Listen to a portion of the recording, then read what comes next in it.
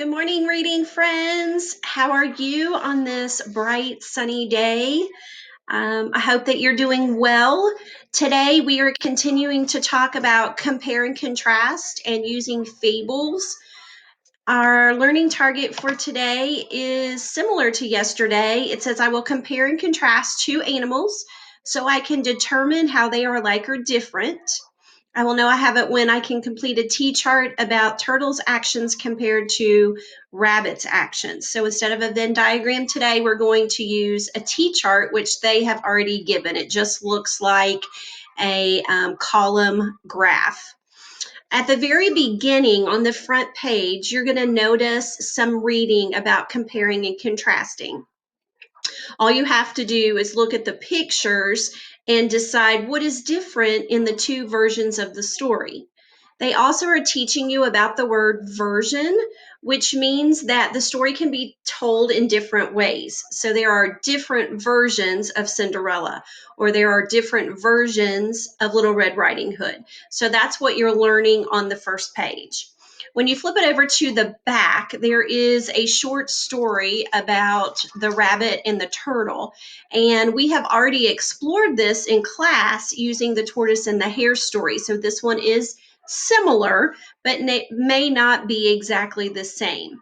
I went ahead and put up the same chart that we used yesterday, the anchor chart with compare and contrast, in case you just need a refresher about compare means that things are alike or similar, and contrast means that they are different, not the same. And then it does show you a couple of examples of the graphic organizers.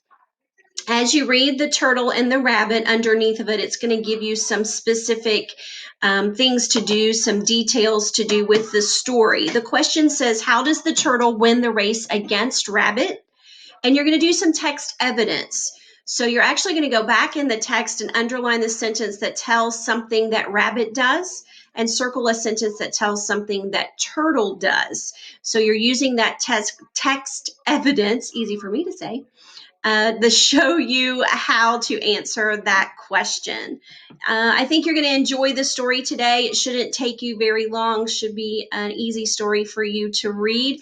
If you do run across words that you're not familiar with, I have a bad tongue today, that you are not familiar with, please stop, sound those out, chunk them, skip them, use a synonym, use a synonym to help you figure out what the word is. I did not include any vocabulary because as I look through the passage, most of the words that you knew there are already in our sight word list or we have already went through.